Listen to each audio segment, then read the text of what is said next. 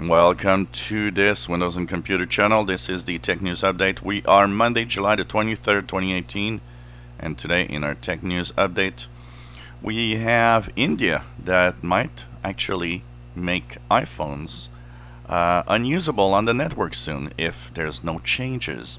What's happening is that there's a new regulation coming from the Telecom Regulatory Authority of India, and it basically as a new Do Not Disturb app that needs to be installed on phones to keep you safe. That app is there to, have you easily find what is bad. It's returning that data to a database. So if you actually, complain about someone maybe that is, trying to, get to you and you don't kind of want it, well, they'll see who are the bad guys and all the bad calls going on there.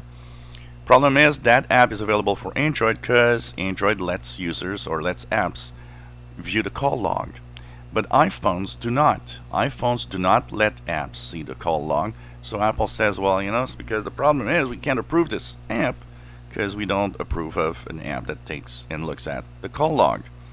So what will happen with this? I don't think that they're going to shut down the iPhones, but it's going to be interesting to see. Well, we learned a few weeks back that Facebook had stopped working on its internet drone delivery service, but we now learned that it's working on an internet beaming satellite that would blanket the planet with low latency, high-speed internet connectivity. So this is going to be interesting to see, before it actually does reach the fact that there will be a satellite in orbit. It's a long way, a long road, but we'll see if it happens. Waymo says that its self-driving cars have now done more than 8 million miles on the roads, and that every day they drive 25,000 miles. And it just shows that slowly but surely, whether you like it or not, self-driving vehicles are creeping into your, daily life, and basically you will actually get to a point where these are going to be there, and more of them are going to be on the road. Well, Microsoft has, of course, a security team that checks for all sorts of threats on the internet. Well, that same team has actually prevented attacks on 3 congressional candidates. It stumbled upon the attack while it was checking out its own customer security, and noted that there was a weird domain that actually was just dedicated to those candidates.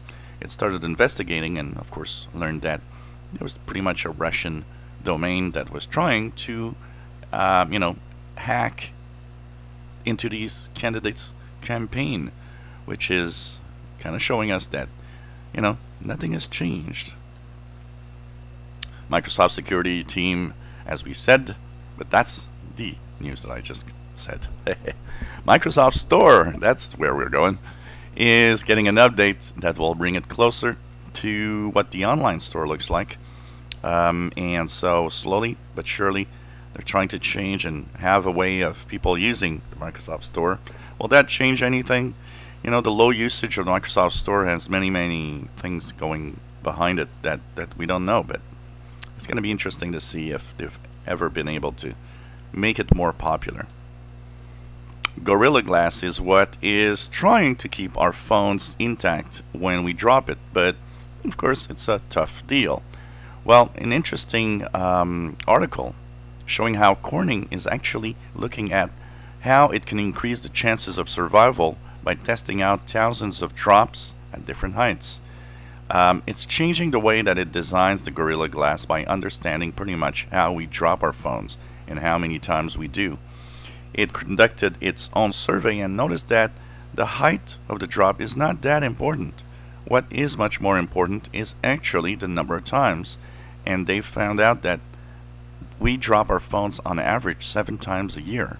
So this is an interesting study here. Crimson Hexagon is an analytics company that actually takes data from Facebook, a little bit like Cambridge Analytica. Well, Facebook has decided to suspend this company from actually getting data because it needs to investigate into the use of the data for surveillance reason That's what they're saying. So it seems that this company has many different ways of checking users, and that it doesn't like the fact that maybe it's actually spying on us and giving that data to third-party companies, or who knows, even governments. As we get more assistance in our homes, some users are starting to feel like devices might be spying on us. And one of the interesting recent studies shows that 1 out of 5 users of a smart speaker actually unplugs it when it's not in use, because it feels like that it's listening all the time and they don't like it. And that is an interesting one. Honestly, I have some interesting things that I see sometimes with my own Google Home Mini that kind of makes me wonder sometimes, but who knows.